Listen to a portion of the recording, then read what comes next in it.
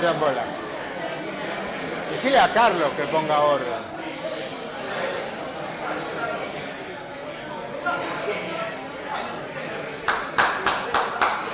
Ahí está, mirá. O subite arriba a la silla, o subite arriba a la silla. Bueno, buen día a todos. Hoy tenemos el gusto y el honor de recibir a José. Algunos lo conocen, otros no. José, ¿cuándo? 1995, volvió a facultad después de hacer su... No, pero del 78... Del 78 que lo tenemos acá. José es miembro de FAUBA, miembro de IFEBA y también tiene pertenencia en India, en Uruguay, así que va a contarnos un poco de sus actividades históricas. Adelante. Bueno, buenos días a todos. Gracias por venir.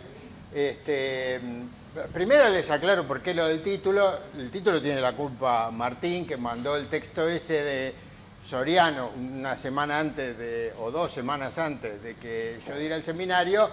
Y en realidad, claro, venir a dar el seminario y no hacer referencia a eso me da un poco de vergüenza, porque buena parte de las cosas que terminan apareciendo eran las que planteaba Soriano, y obviamente que se las robamos a él, como Salieri a Mozart, porque yo que tuve la suerte... ¿Quiénes conocieron a Soriano acá? Queda en minoría. O sea, queda en minoría los que tuvimos... Después de los que conocieron a Soriano, hay un grupo bastante más reducido acá que interactuamos mucho con él. Por ejemplo, nosotros íbamos a Patagonia con él y hablábamos, yo qué sé, ¿cuánto nos llevaba? 2 días ir a Patagonia, y teníamos 2 días de camioneta hablando con Soriano, lo cual fue un privilegio extraordinario, y claramente ahí aparecieron 400.000 ideas que se nos fueron metiendo por distintas rendijas a cada uno de nosotros, y que en algún momento, esporas de esos hongos que liberaban esa camioneta, y que en algún momento brotaron en algunos proyectos, y acá están muy claros. Y voy a hacer mención a algún par porque lo merecen. De lo que les voy a hablar, sacando esa referencia a Soriano, es de usar indicadores sinópticos, indicadores que tienen una cobertura completa del territorio, que resumen una cantidad de procesos que están teniendo lugar en los agroecosistemas y que están basados en una combinación de datos que proveen sensores remotos y otros modelos conceptuales para caracterizar el desempeño ambiental de predios agropecuarios. Y lo que les voy a contar es qué entendemos por esto de desempeño ambiental y cómo se vincula con esa otra palabra, la sustentabilidad. A ver si...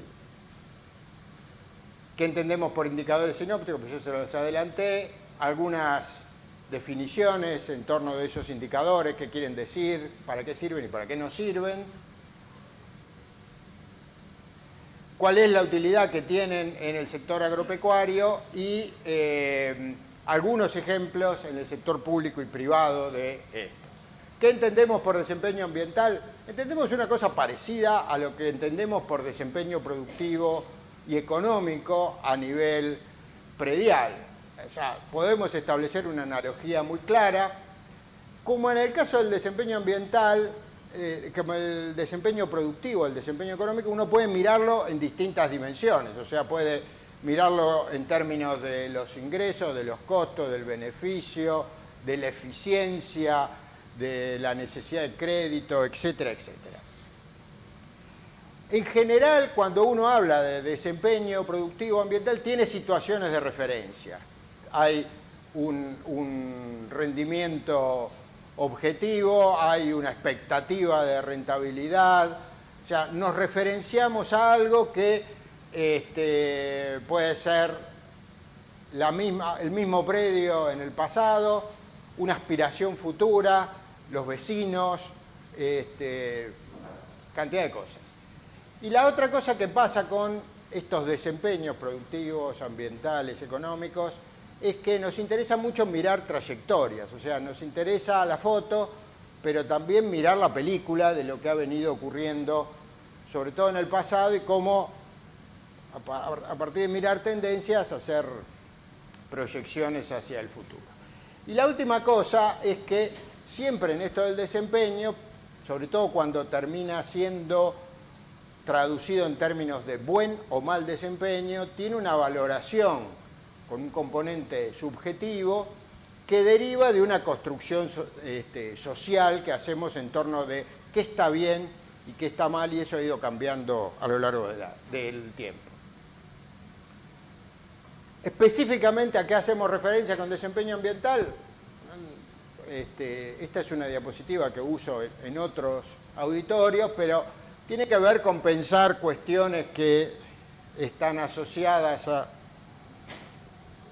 a la biodiversidad, entendida en un sentido amplio, no solamente específica, sino también genética, de heterogeneidad del paisaje, y entendida en distintas dimensiones, composicional, funcional, a la necesidad de reducir, o a la magnitud de los insumos externos de productos de síntesis que se apliquen, al mantenimiento, a la restauración de áreas naturales, al uso eficiente de los recursos naturales, vinculado a aumentar o mantener la oferta de servicios ecosistémicos, a la reducción de emisiones, a lograr balances de carbono o de algún otro nutriente que sean neutros o sean positivos.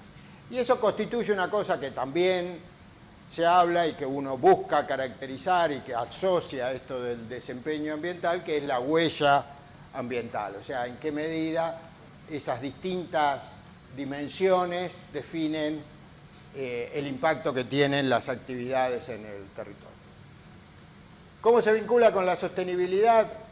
La sostenibilidad, vieron que es un término un poco incómodo, que uno usa habitualmente y que tiende a definirse en términos absolutos. O sea, lo que va a pasar en el futuro para las generaciones que vienen, toda esa definición que repetimos, y que cuando uno la piensa, y sobre todo cuando uno la trata de hacer operativa, se encuentra con dificultades, porque en el futuro, ¿cuándo?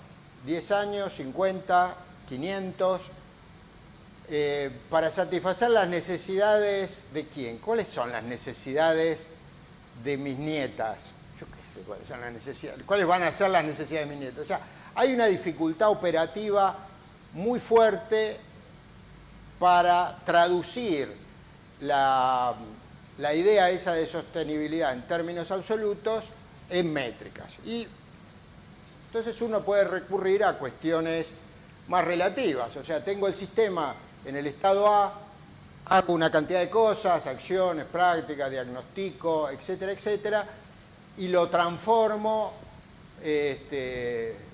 con mayor o menor profundidad en un estado B, y esos dos sistemas pueden ser caracterizados en términos del desempeño. Ese cambio es una medida de la sostenibilidad, del cambio relativo en la sostenibilidad. Yo no sé si son sostenibles, pero sí puedo saber que este sistema es más sostenible. Y una de las maneras de mirar eso, que no es la única, es asociar ese delta sostenibilidad con un delta en la oferta de servicios ecosistémicos. O sea, en la medida en que ese estado B, o en ese estado B, uno pueda documentar un aumento en la oferta de servicios ecosistémicos, hablamos de un sistema más sostenible.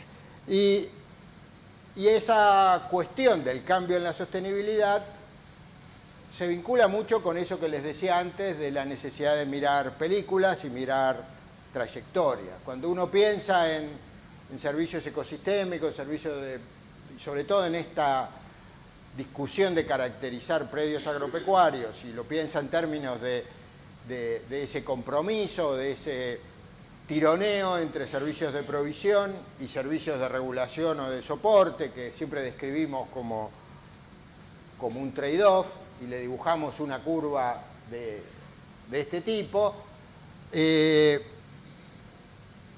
Los sistemas pueden ubicarse en distintas posiciones de ese plano. En realidad eso de dibujar una curva es una idealización de unir a veces 2 o 3 puntos que uno tiene a lo largo de esos ejes, y en realidad el sistema o los sistemas, sobre todo cuando uno tiene variabilidad en el espacio, pueden ocurrir en distintos lugares, y nos interesa particularmente registrar, pensando en esto de la película, las trayectorias. O sea, trayectorias que claramente describen degradación, se produce menos carne, grano, lo que sea, y se generan, y disminuye la oferta de servicios de regulación, procesos de desintensificación, o sea que se recorre el camino inverso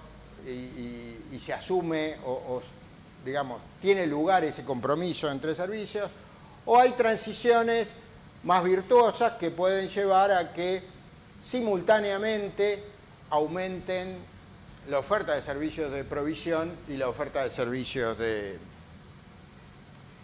regulación.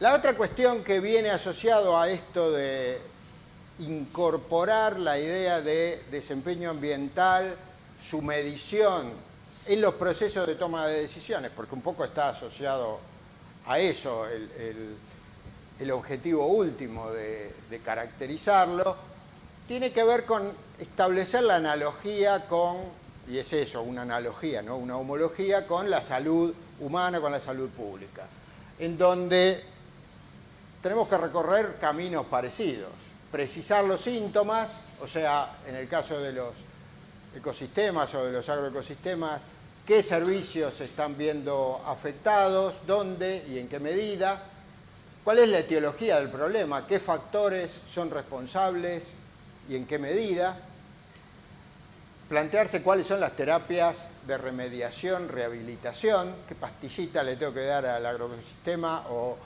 si lo tengo que mandar a hacer ejercicio, medidas de prevención, mecanismos administrativos y económicos, y esta es una cosa que tratamos, que muchas veces nos queda al margen, pero tener indicadores implica desarrollar una logística en torno de su medición, de su registro y de su disponibilización al público para la toma de decisiones, que a veces adquiere características complejas, y después llegar efectivamente a que ese cambio en un indicador dispare decisiones de manejo de lo que sea que termine pasando en torno de eso. De lo que estamos hablando son de indicadores con los cuales terminamos construyendo índices y que derivan en último caso de datos primarios que registramos, datos que derivan de muchas fuentes, datos de campo, registros de productores y datos satelitales, y generalmente uno compone un indicador a partir de distintas fuentes de datos. No es que, si bien hay casos, en general combina datos de distinto origen, hay datos secundarios que derivan de un censo, de encuestas, etcétera, etcétera, y la manera de procesar esa información, porque ese dato primario no necesariamente refleja esa métrica o ese cambio en la oferta de servicios ecosistémicos o en la sostenibilidad, tiene mucho que ver con el trabajo que hacemos para lo que nos pagan, que es desarrollar modelos de simulación, técnicas de laboratorio o algoritmos que procesen esa información, esos datos, para extraer alguna información que transformamos en este indicador. Una de las cosas que es importante, y acá vuelvo a la analogía con la salud humana en relación con estos indicadores, es que puedan definirse de manera objetiva y repetible. Funciona el análisis de colesterol que nos hace el médico porque hay un protocolo muy claramente establecido que permite hacer el seguimiento, y da lo mismo que me lo haga en el hospital de clínicas o en el LANARI. esos datos son comparables. O sea, tener eso es muy importante. No me da mucha bola.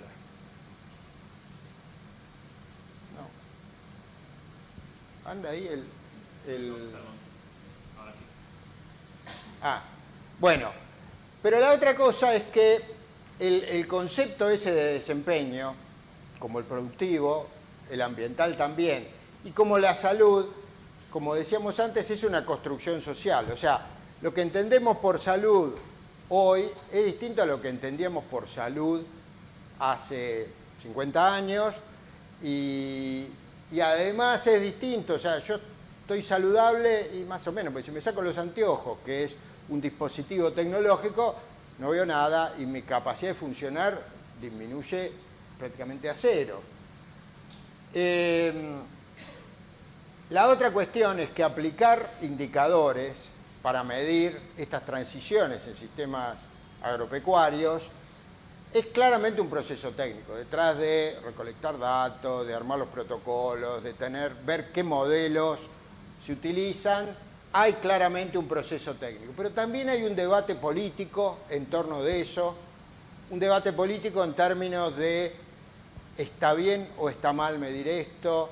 Esto es más importante que esto otro, y uno no le puede escapar a eso. A veces no queremos salir de ese costado, pero está dando vueltas ahí.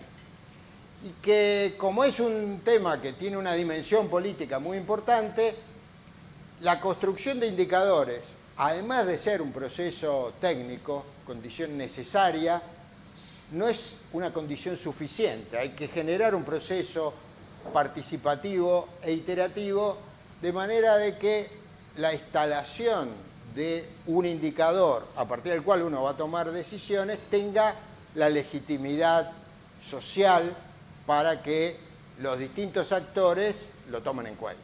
Como nos pasa con el valor de colesterol en sangre, que lo miro al chino porque ya se debe estar midiendo. No, bueno, ¿en cuál indicador confiar? Porque también hay una chorrera de cosas que uno dice, este es un indicador de tal cosa. ¿En cuál indicador confiar? Lo primero es que tenga una solidez conceptual. Y volvemos a eso que decía Soriano, me cuesta no decirle el jefe, pero voy a decir Soriano, en ese texto que mandó Martín, que tiene que ver con el vínculo que existe entre todas estas propuestas y la teoría ecológica. O sea, en torno de qué procesos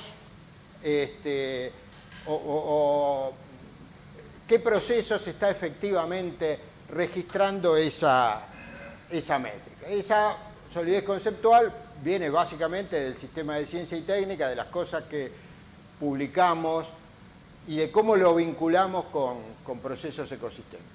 Después viene del soporte técnico y científico, que tiene que ver con traducir eso, básicamente de protocolizar eso para que su medición adquiera esas características que decíamos antes: repetible, confiable, objetiva y realizable. La otra es que tiene que tener una evaluación técnica. O sea, podemos haber recorrido este camino, sacamos un paper que dice que esto se vincula con la dinámica de los nutrientes, qué historia, lo protocolizamos, hay que sacar las muestras de esta manera, o registrar esto, y correr Century, no sé qué cosa más, pero eso tiene que tener, como en el caso de los papers, una evaluación independiente por parte de quienes en última instancia son potenciales aplicadores de eso. Y esa es una discusión que anda dando vuelta, o sea, cómo uno reproduce lo que hacemos con la literatura científica, que es la revisión por pares, con productos tecnológicos. Y bueno, en Uruguay, que todo es más chiquito y que se puede resolver más fácil, hubo varias iniciativas.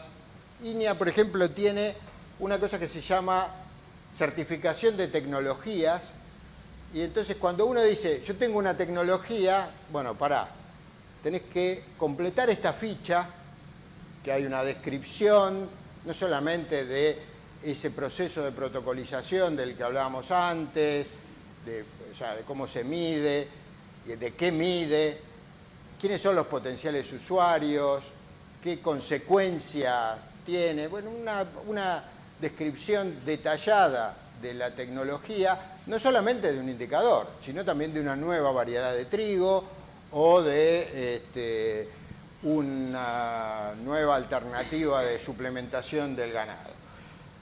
Y eso es uno de los mecanismos para que, como en el caso de la revisión por pares de un paper, no asegura que esté bien, simplemente dice, esto pasó una serie de tamices que por lo menos sacan los cascotes más gruesos.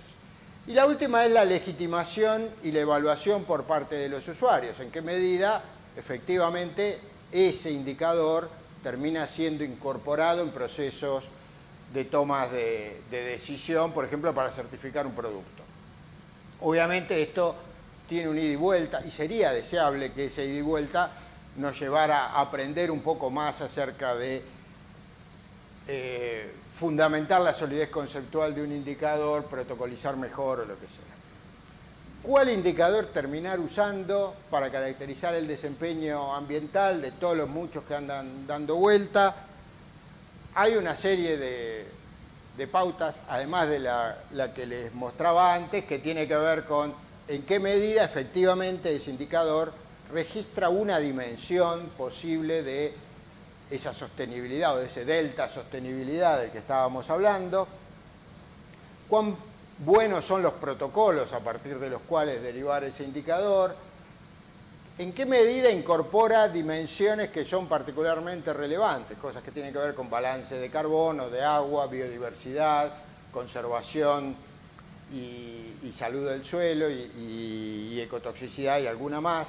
Y después una cantidad de cuestiones que tienen que ver con lo operativo, lo práctico, que tiene que ver, o que se vincula con el costo del registro, la logística de la medición, qué costos de transacción, no necesariamente económicos, tiene llevar a cabo esa medición, la interpretabilidad de ese indicador para su comunicación y la auditabilidad de los registros, que es un aspecto muy importante, sobre todo cuando uno efectivamente quiere tomar decisiones que no son triviales, que implican, digamos, o plata, o acceso a recursos, o sanciones, o cosas por el estilo, premios. No solamente a nosotros nos preocupa esto o no solamente a Soriano le preocupaba esto de vincular la caracterización de la sustentabilidad con la teoría ecológica. Hay varias papers que andan dando vuelta en donde se enfatiza,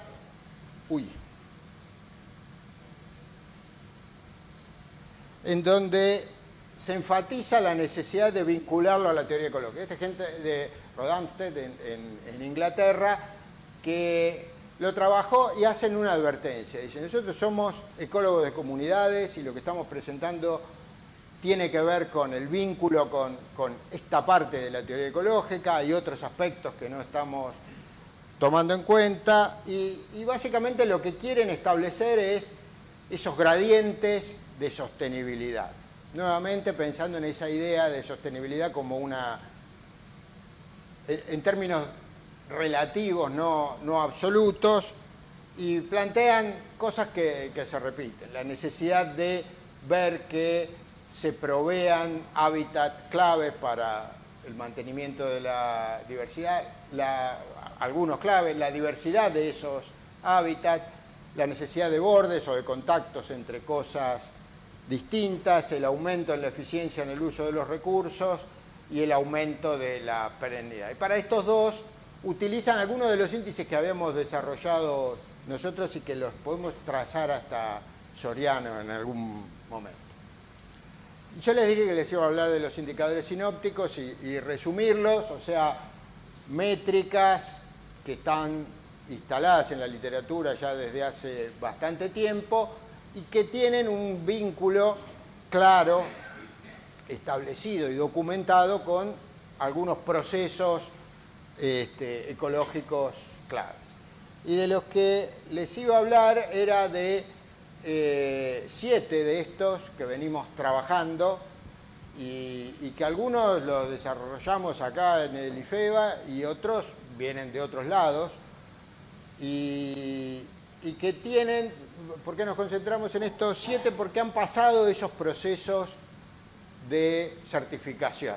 O sea, lo cual no quiere decir que sean buenos, simplemente quiere decir que convencimos a una cantidad de gente que no tenía que ver con nosotros de que se podían usar y que hacían lo que decíamos que hacían. ¿Cuáles son? Son indicadores, sabe hablar de cada uno en particular, pero indicadores que se vinculan con la biodiversidad y la preservación de hábitats, que se vinculan con la conservación del suelo, los que cursamos manejo y conservación. Yo la cursé con Roberto, que está ahí. Aprendimos la ecuación Usler-Ruhle, que se sigue usando y que describe la magnitud de la pérdida de suelo. Cuestiones que tienen que ver con la dinámica del agua, cuestiones que tienen que ver con el balance de carbono y también con la biodiversidad. Me meto en cada uno de esos 7 en particular muy rápidamente. El primero es la proporción de hábitat naturales, que uno lo puede desagregar, pero que en esta versión incluye pastizales naturales, bosques nativos y humedales. Bosques entran en sabanas y distintas versiones, y que tenemos una virtud muy grande porque se apoya en un trabajo en el que el IFEBA tiene una injerencia muy grande, que es MapBiomas, que seguramente escucharon hablar, pero acá hay varios, Hernán, Pablo y Gonzalo, que tienen un vínculo directo con MapBiomas, que lo que hace es generar una descripción de usos y coberturas del suelo de manera consistente y continua desde el 85 hasta ahora, y muy confiable. La otra es la diversidad de tipos funcionales de ecosistemas, que lo que hace es caracterizar no las coberturas en sí mismos, sino porciones del territorio que tienen una dinámica parecida en las ganancias de carbono. Ahora nos metemos más. Este es el vínculo más directo con Soriano, porque todo esto surge de una vez que nos juntamos en su oficina, en el edificio viejo, cuando habíamos empezado con Martín a trabajar en sacar datos de la vieja estación del servicio meteorológico, y a él se le ocurrió, no a mí, que uno podría describir biozonas. Y salió en el 92 en Biogeography Letters un artículo, Soriano Parvelo, de descripción de biozonas, que después le terminamos cambiando el nombre y le pusimos tipos funcionales de ecosistema, y en torno a eso ha trabajado muchísima gente, y qué sé yo, pero todo empezó ahí en la oficina de Soriano, que por supuesto no sabía hacer los cálculos que había que hacer para eso en el viejo Herdas, que estaba también en otra oficinita de por allá, pero que tuvo la idea. Bueno, entonces ese es otro, medir, calcular esos tipos funcionales de ecosistemas que permiten, por ejemplo, separar un maíz temprano de un maíz tardío, la misma cobertura. Es el segundo, y que describe, esto lo vamos a pasar ahora. MapBiomas es un sistema que está muy maduro, disponible todos los datos, o sea, es muy transparente en términos de lo que está ocurriendo detrás. La heterogeneidad esa que el paper ese de Storke describía, de esos gradientes de sostenibilidad, muestran distintas cosas en cada uno de los casos. En el caso de hábitats naturales, era obvio.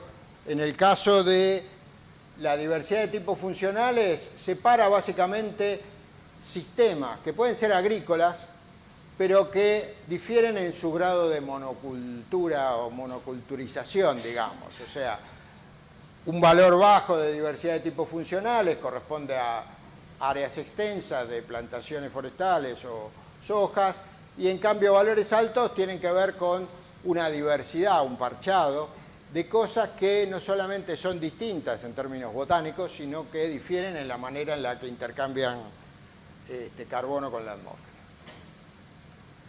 ¿De dónde surgen esos tipos funcionales de ecosistema? Básicamente de mirar esta curva, de identificar cuáles son los atributos de esa curva que mejor representan la heterogeneidad que uno encuentra en el territorio, que son la integral debajo de esa curva, el momento en el que ocurre el máximo y la diferencia que hay entre el valor máximo y el valor mínimo, descrita con alguna cosa. Y si uno, para cada uno de esos tres atributos, define cuartiles, tiene 4 niveles de eso, termina teniendo 64 tipos funcionales de ecosistemas, de los cuales puede mirar en una porción del territorio cuán diversos, cuántos aparecen y en qué proporciones para calcular su diversidad. Y bueno, y describir entonces patrones regionales y tratar de mirar diferencias, como cualquier cosa que tenga que ver con esto es patrones que hay para todos los pastizales del Río de la Plata en distintos momentos, la diversidad funcional en el 2000 al 2003, en el 2008 al 2012 y en el 2018 al 2021. Esta es la variación que se ha producido en la diversidad funcional, lugares en donde se ha reducido, lugares en donde ha habido algunos aumentos y una buena proporción del territorio en donde eso no ha cambiado. Y esto muestra que obviamente la diversidad funcional cambia dependiendo del tamaño del área que uno está evaluando, sobre todo cuando uno lo quiere mirar en términos de unidades de manejo. Y acá se despliega esa diversidad funcional para, como vamos a ver ahora, todas las unidades catastrales que hay en Uruguay, que son predios agropecuarios. 99.900 son el total de unidades, son todos estos puntos que están acá, y obviamente cuando uno ajusta modelos tiene una función de saturación, en realidad la saturación ocurre más arriba, pero se diferencian predios que corresponden a distintos sistemas. Son significativamente distintas, menores, la diversidad en predios que son fundamentalmente agrícolas que aquellos que son mixtos o son ganaderos. Esos son los modelos que ajustan a esos sistemas. El tercero de esos indicadores, estaban esos dos que describían cuestiones que tenían que ver con la presencia de hábitats naturales, la diversidad funcional. Tenemos este indicador de la oferta de servicios ecosistémicos de regulación y soporte, que le llamamos IOSE, OESI en inglés, y que, haciendo corto un cuento largo, tiene que ver con que la oferta de servicios ecosistémicos está muy asociada a la cantidad de energía disponible y a cómo esa energía se ofrece a lo largo del año. O sea, tiene que ser alta y estable para que la oferta aumente. Entonces uno puede mirar la integral y la estacionalidad y construir un índice con esas dos métricas de la curva y tener un descriptor de la oferta de servicios ecosistémicos, tanto para mirar el promedio, tener una foto, como para mirar las tendencias temporales. ¿Y será cierto eso o no? Bueno, una de las cosas que hay varios de los que están acá en esta sala han trabajado es tratar de mostrar que existe efectivamente una asociación entre este índice y servicios ecosistémicos medidos, que tienen que ver con la regulación del agua, que tienen que ver con la biodiversidad de aves y sobre todo que tienen que ver con, y acá les llamo la atención a estos dos gráficos, con los stocks de carbono en el suelo. ¿Por qué? Porque los stocks de carbono dependen fundamentalmente de las entradas de carbono. Esto es para Chaco, o sea, la relación que existe entre el índice de este índice de oferta de servicios ecosistémicos y el stock de carbono edáfico. Y esto es para Uruguay, para una situación experimental bastante particular, que son unos experimentos de largo plazo que están desde el año 63 en la Estanzuela, en donde yo trabajo en Uruguay, que tienen, por todos esos años, más de 60, el mismo manejo de rotaciones. Hay parcelas que son agricultura continua, agricultura fertilizada, distintas rotaciones agrícola-ganaderas con distinta duración de la fase de pasturas y lugares que son pastizales naturales. Y en esa situación, el ESI es capaz de describir muy bien los valores de equilibrio del carbono después de periodos largos de tiempo. ¿Qué describe el ESI? Sistemas que tienen una productividad alta y poca variación estacional respecto de aquellos que en algún momento del año no tienen cobertura o la productividad es muy baja y además son menos productivos. La tendencia del ESI mira eso a lo largo del tiempo. ¿Qué tiempo? 25 años ahora. Y entonces uno puede tener una descripción continua, en este caso nuevamente para todos los pastizales del Río de la Plata, del valor promedio de ese indicador, que muestra obviedades, que el índice aumenta en los lugares más húmedos y disminuye en los más secos, pero también que es muy sensible a los cambios en el uso del suelo. Por ejemplo, cuando uno mira situaciones que tienen una similitud en cuanto a la oferta de recursos, pero historias de uso diferentes, acá en el límite entre Corrientes y Brasil y en muchos otros lugares que podemos ubicar. Una de las cosas que a mí más me gusta de este índice es poder trazar las trayectorias y mirar si a lo largo del periodo para el cual lo podemos analizar ha ido aumentando o ha ido disminuyendo.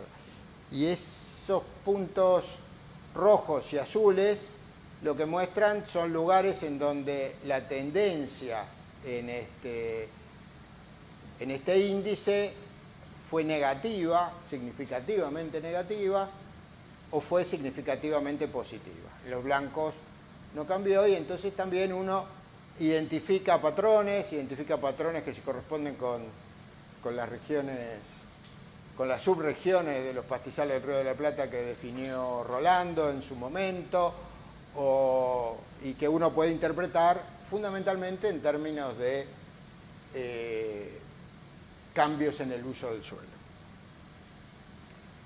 Pablo Baldassini lo miró con detalle, porque eso era lo que también uno quería, ver si era capaz de no describir patrones regionales, sino diferencias en manejo para áreas en donde la descripción del uso del suelo era muy fina. Fíjense, esto es el partido de Junín, que describe no sé cuántas, hoy no está Pablo, pero más de 10 usos del suelo, en donde separa con cultivo de servicio, sin cultivo de servicio, rotaciones de soja con avena o con trigo, maíces tempranos, maíces tardíos, etcétera, etcétera, y calcula para esas mismas áreas el valor del índice, y lo que muestra es que uno puede describir diferencias y la variabilidad que existe entre esos usos del suelo. Estos son los pastizales naturales, estas son las pasturas que terminan teniendo un valor no significativo, pero ligeramente mayor que que los pastizales, y que hay obviedades, que la monocultura de soja tiene una oferta muchísimo menor, pero que hay rotaciones que tienen valores muy similares, o sea que uno puede reproducir esa dinámica a partir de manejos en particular, en este caso con maíz o soja y cultivos de cobertura, ¿no? Este lo voy a pasar para no alargarlo mucho. Otro de los índices que describimos, que tiene que ver con la apropiación humana de la productividad primaria, con el rendimiento hidrológico. Uno puede derivar estimaciones de evapotranspiración a partir de sensores remotos y con eso hacer un balance hídrico y calcular básicamente el excedente hídrico que hay en un predio o en una determinada superficie. Y puede calcular también un servicio muy importante que tiene que ver con la conservación del suelo. Uno puede traducir todos los coeficientes esos que formaban parte de la ecuación Usler-Rusle, la ecuación universal de pérdida de suelo, para los que no están acostumbrados a su apodo, a partir de información básicamente de índices de vegetación y de modelos digitales de elevación de terreno, y tener una descripción de la conservación del suelo. Pasé rápido por los indicadores, que vieron que cubrían todas esas dimensiones, para mostrarle cómo se comportan específicamente y cómo se comportan a nivel predial, porque ahí es donde se toman decisiones. En realidad, siempre hay la misma trampita que hacemos en el curso de OT, que es decir, vamos a jugar, vamos a hacer de cuenta que una explotación agropecuaria es lo mismo que una unidad catastral, lo cual no es cierto, y se enojan los de economía porque dicen, oh, una explotación puede tener más de una unidad catastral. Sí, pero yo no lo puedo saber eso. Lo que sí puedo saber es los límites de una unidad catastral y usar eso para cortar todos los índices estos calculados. Y eso es lo que hicimos para todo el Uruguay y para cada uno de esos 7 indicadores. Eran 99.900, como para unas cosas usamos satélites que tenían una resolución un poco más gruesa. Hubo que descartar predios muy chicos, menores de 15 hectáreas. Hubo que descartar predios que, áreas urbanas o qué sé yo. Creo que quedaron 74.000, ¿eran? Sí, de ese orden. 74.000 predios, unidades catastrales de agropecuarias. Y entonces los miramos para cada uno. Ahí uno no lo ve, pero si hiciera zoom en esos mapas, vería las unidades catastrales, los campos, tal como aparecen. Y una primera cosa que nos interesaba mirar era cuál era el nivel de redundancia. O sea, nos dan todos iguales estos mapas, o sea, aparecen los mismos patrones. Mirándolos, uno se da cuenta de que no, que hay similitudes, hay manchas azules que se repiten, pero en otros lados aparecen manchas de otro color. La manera cuantitativa de mirar eso es con una matriz de correlación, y la correlación más alta que existe entre hábitats naturales y rendimiento hidrológico es de 0,62. O sea, una correlación relativamente baja. Hay un bajo nivel de redundancia en estos indicadores. O sea, mirar multidimensionalmente con estas 7 cosas nos da un panorama que se complementa, digamos. ¿Cómo se comportaron los indicadores? Y entonces lo que hicimos fue mirar para las 6 regiones geomorfológicas en las que se divide el Uruguay, que tienen diferencias fundamentales en cuanto a, fundamentalmente en suelos y en topografía, el comportamiento de los 7 indicadores para tres sistemas que definimos nosotros. Sistemas agrícolas, que eran los que tenían más de un 70% de la superficie dedicada a cultivos anuales. Sistemas ganaderos, los del otro lado, que tenían menos del 30% de la superficie dedicada a cultivos agrícolas. Y los del medio, que eran sistemas mixtos. Y la manera de representar eso, que puede ser de muchas maneras, fueron con esos gráficos de flores, en donde cada uno de los pétalos corresponde a un indicador y que tienen superpuesto arriba una medida de la dispersión. Lo vamos a ver un poco más en detalle. O sea, este pétalo define el rendimiento hidrológico, la proporción de hábitats naturales, y esto lo que marca es el percentil 75 y el percentil 25 dentro de esa región y ese sistema de producción. Y lo que aparecen son cosas obvias, que los sistemas ganaderos en general tienen una oferta, un desempeño mejor que los sistemas agrícolas, que hay diferencias entre regiones geomorfológicas, pero a mí lo que más me llama la atención y lo que me gusta, y que tiene que ver con esa figura que les puse antes, al principio, de el compromiso entre servicios de provisión y servicios de regulación, es que hay una variabilidad enorme. O sea, fíjense los tamaños de estas barras superpuestas. O sea que para cada uno de esos indicadores uno se encuentra que hay unidades catastrales, predios, que hacen las cosas, o que las cosas ocurren muy bien, más allá de que las hagan o les salgan, y otras donde salen muy mal. O sea, hay, lo que queremos en cualquier proceso evolutivo, variabilidad sobre la cual operar para que las cosas cambien. Y ese es casi que el mensaje que a mí más me gusta de mirar esto, la variabilidad que uno tiene. ¿Para qué usar estos indicadores? Esta es una lista no exhaustiva y de las cosas que se nos ocurren o que están ocurriendo en torno de esto.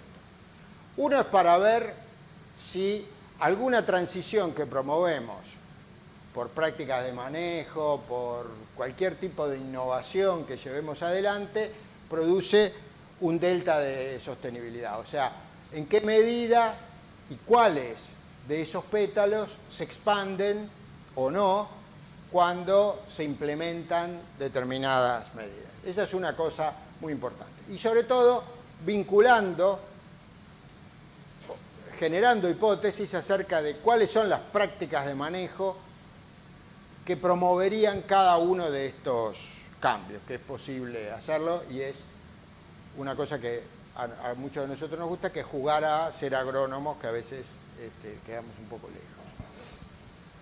La otra es tratar de tener una idea de cómo es el desempeño ambiental en términos relativos. Esa cuestión que les decíamos que es una cosa que miramos en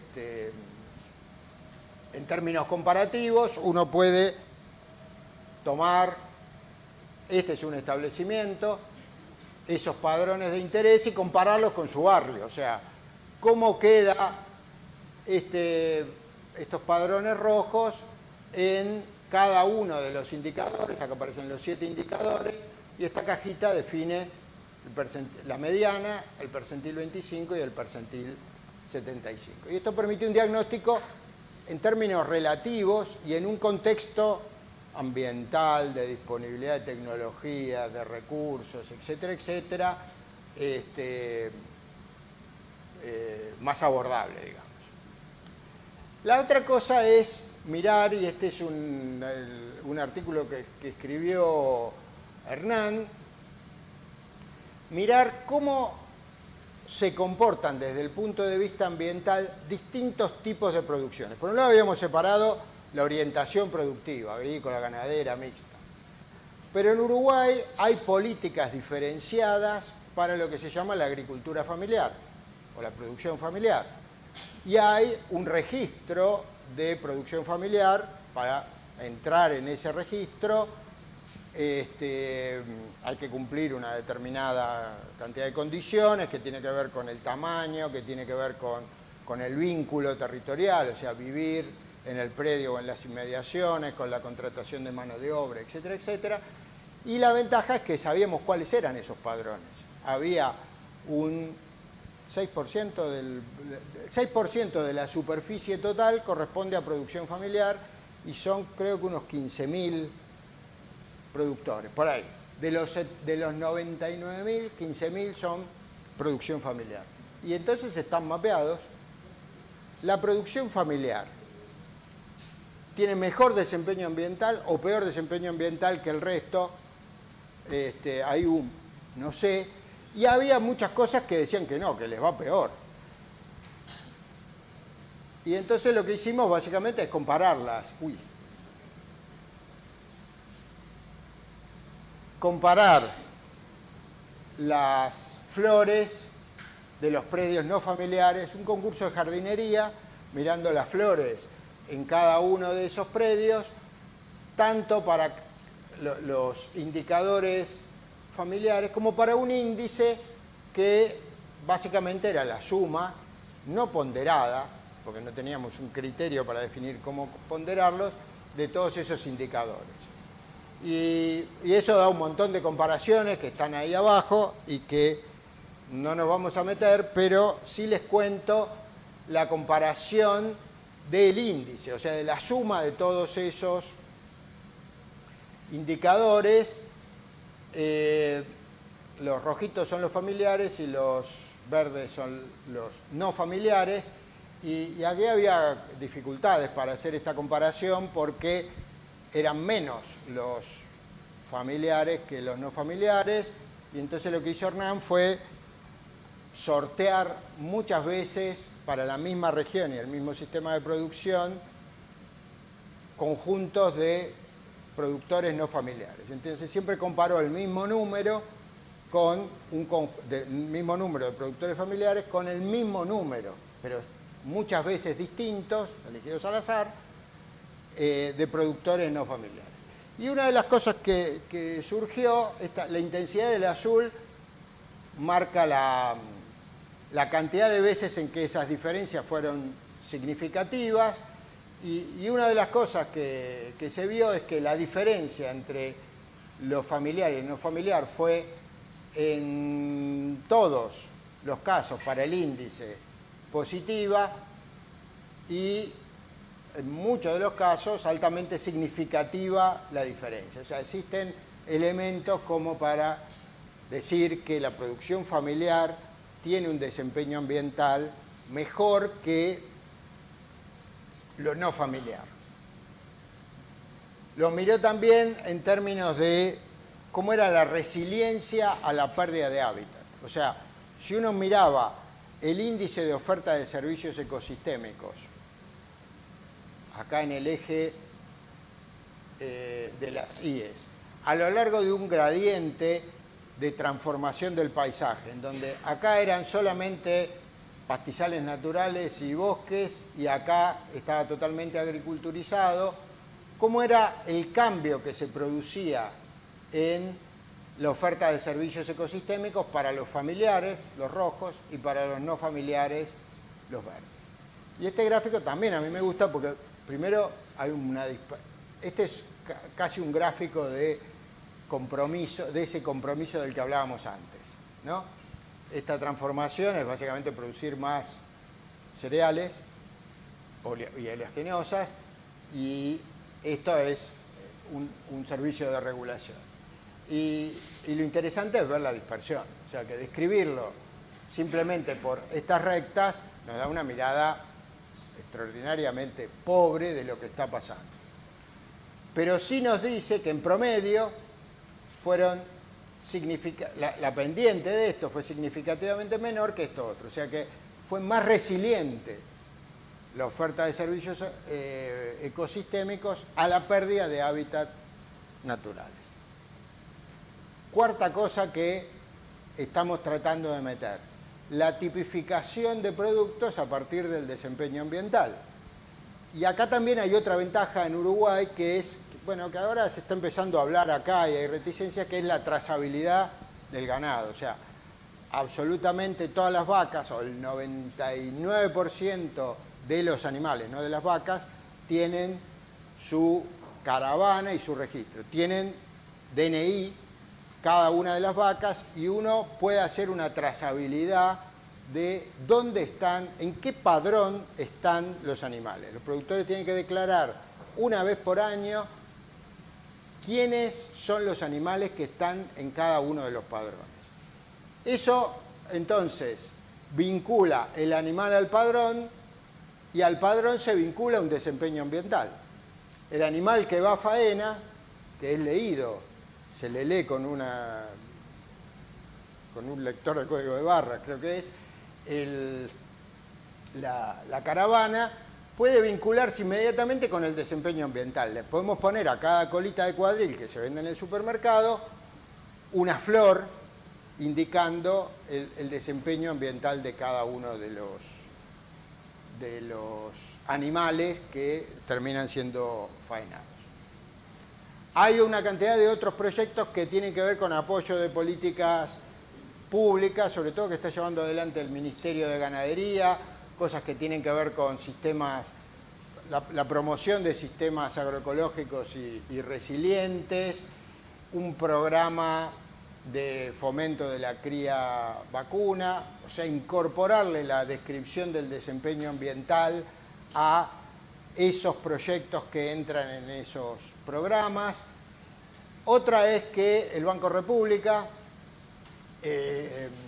tiene una convocatoria de proyectos de inversión de impacto sostenible y entonces buena parte de esos créditos van al sector agropecuario y la manera de medir la sostenibilidad de las inversiones que se realizan va a estar asociada con estos indicadores y va a generar cosas que tienen que ver con tasas bonificadas, el porcentaje de cobertura de la financiación, y bueno, y que está evaluada con esto, una evaluación técnica transparente y con enfoque sostenible. Y que tiene que ver con la auditabilidad, que cuando nos metemos en este tema, que es decir, te cambio o no te cambio la tasa de tu crédito, la auditabilidad es muy importante, porque alguien va a decir, ¿cómo? A mí no me la cambiaste y a mi vecino sí, y sí, mirá, acá vos estuviste por abajo del percentil 25 y el otro no. La otra cosa que tiene que ver con la auditabilidad es disponibilizar los indicadores. Entonces, una de las cosas que hicimos fue generar un sistema en donde se puede acceder a cada uno de los indicadores. Ahora está alojado en INEA, entonces uno puede venir acá a esto que se llama pastizales raw porque quedó así, o dibujar un área que a uno le interesa, o poner el número de padrón, o poner una cuenca hidrográfica y tener una descripción. Pensé que iba a aparecer otro pedacito, pero me pareció. Y tener una descripción de ese predio en términos de cada uno de los indicadores. Y ahora sí, muchas gracias por no dormir.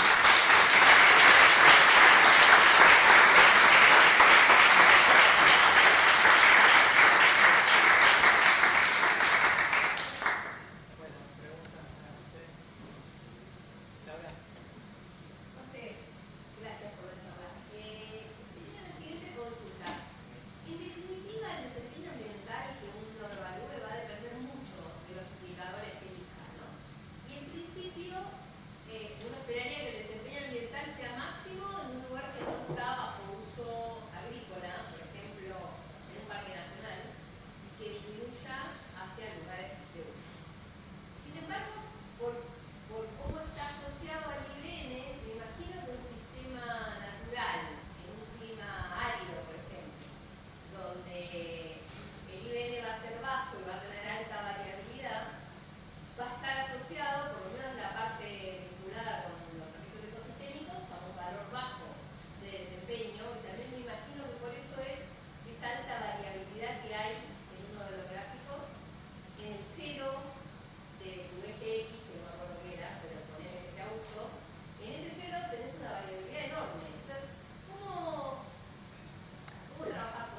Bueno, eso que vos decís es cierto y tiene que ver con que, por eso el contexto es muy importante. O sea, no lo podés hacer en cualquier lado. En ese caso la variabilidad no tiene que ver con eso, porque en Uruguay, digamos, hay diferencias en los niveles de productividad muy pequeños.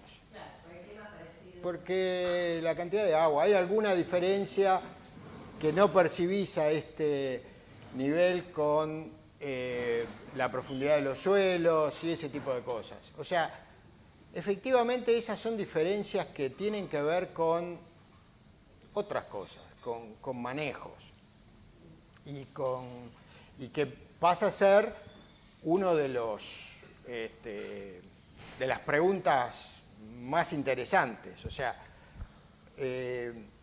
después de mucho tiempo hemos logrado acceder a una cosa que se llama la encuesta ganadera nacional en Uruguay, que fueron una encuesta muy exhaustiva, tiene como 800 variables registradas de cada uno de los predios y se hizo para 1.400 predios que cubren 9.000 padrones o unidades catastrales. Y ahí está toda esa variabilidad. Pero además está la variabilidad productiva y está la descripción de los manejos que se llevan a cabo.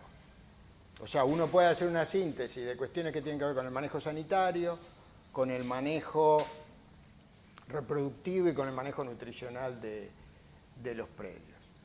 Y bueno, empezamos a hacer algunos análisis. Por ejemplo, la pregunta de, ¿hay alguien que la rompe tanto en términos de desempeño ambiental como productivo? O sea, que si vos haces cuartiles para el desempeño productivo, o sea, separás 4 grupos y lo haces para el desempeño ambiental, ¿hay alguno que está ahí arriba, que está simultáneamente en el cuartil superior? Sí, 54 de los 1.400, o sea, el 5%.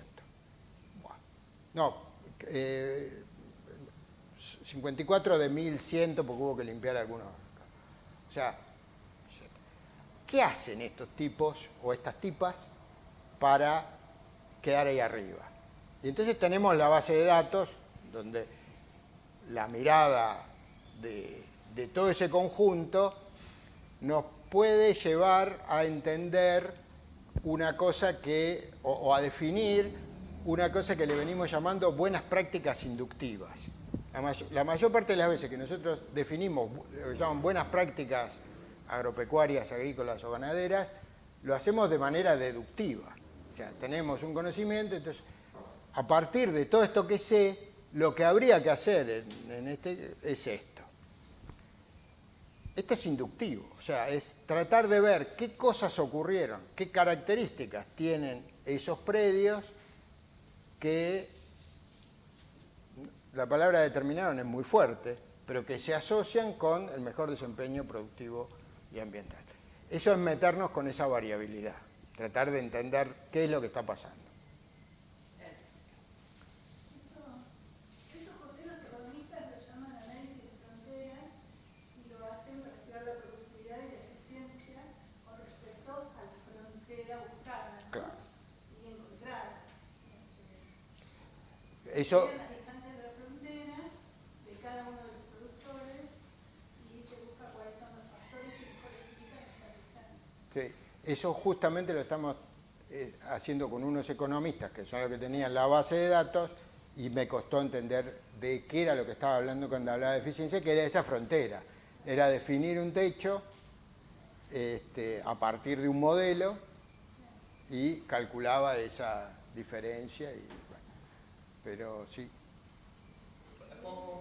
Un paréntesis, eso que dijo Susana, lo hablamos con Soriano en el año 97, cuando empezamos a mirar con un equipo y lo publicamos, la idea de que, la idea paretiana, y ahora hay una tesis de doctorado que está saliendo, la idea paretiana de que si vos de alguna manera encontrás la frontera de la línea que vos marcaste, podés ver que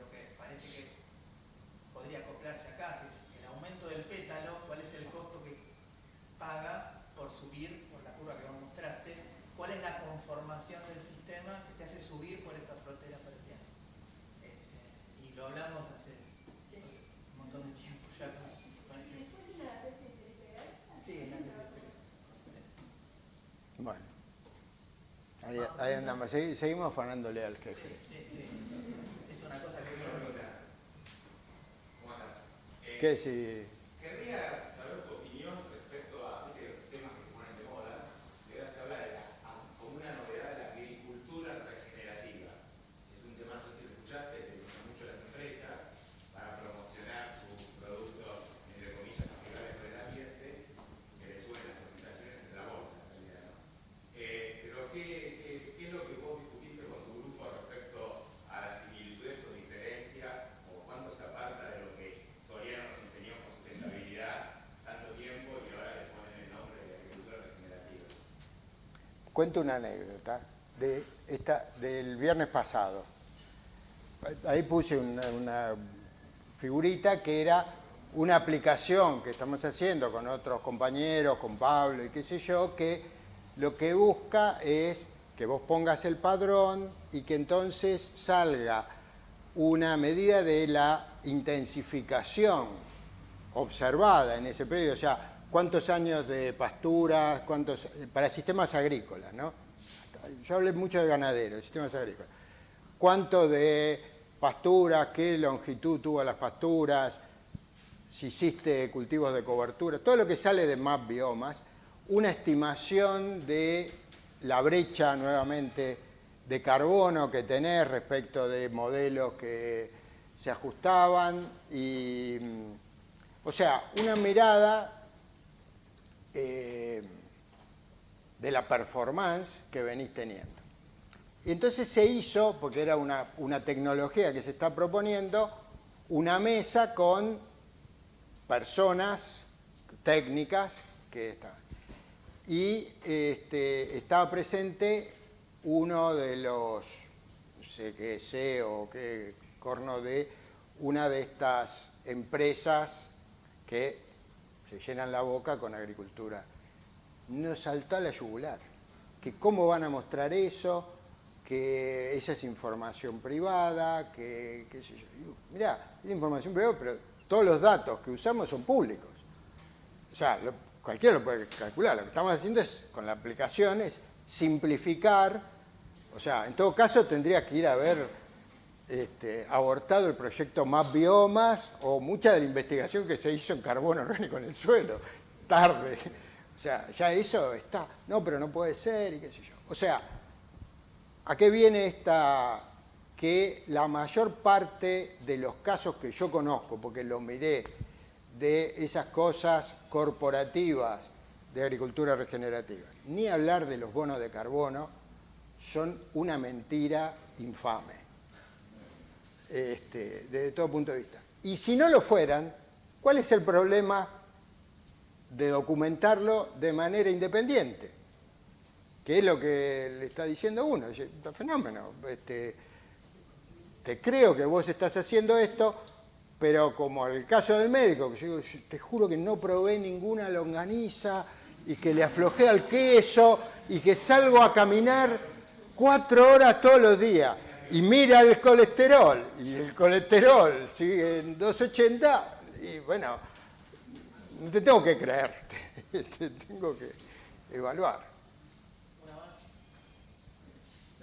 Sí, bueno, el viernes pasado, mientras estaba en esa charla, acá nosotros estábamos discutiendo lo que trajo Martín de Soriano, y salía el tema de, fue impactante, lo de el cambio en el arrendamiento de tierras entre censos desde el 88 hasta el 2018 en todo el país, y se discutía eso como una de estas fuerzas que detienen las transiciones hacia la sostenibilidad, ¿no?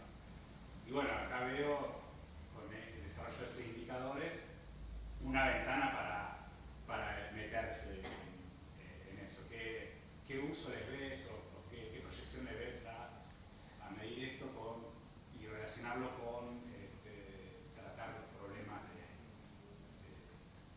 arrendamiento? Y bueno, la crítica de este señor justamente tenía que ver con que buena parte de la agricultura que hace, la hacen en campos arrendados.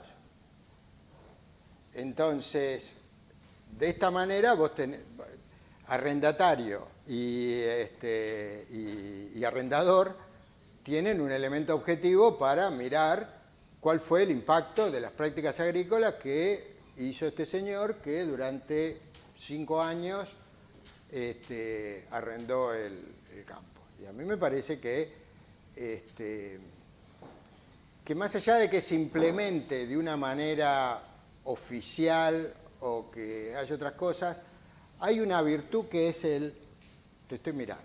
O sea, hay control social en torno de la performance ambiental que estás teniendo. Y eso me parece muy importante. No es una discusión de el arrendamiento deteriora más o deteriora menos. Lo mismo que pasó con el caso de la producción familiar o la producción no familiar. O sea, no, la producción familiar deteriora más. Bueno, yo qué sé, sí, yo vi un campo ahí que tiene... Bueno, hay una variabilidad enorme, pero en promedio no pasa eso. O sea, no usemos ese argumento para no promover políticas que favorezcan la agricultura familiar. Lo que mejoraba más que nada la parte de ganadería, la agricultura, la ganadería no daba lo mismo. No, daban... Es una cuestión de la escala. Era más significativo en lo ganadero que en lo... Claro, en la escala no se notaba, pero sí, daba más en lo ganadero. Bueno, entonces yo creo que sí que se puede mirar eso de los arrendamientos de manera muy clarita. Bueno,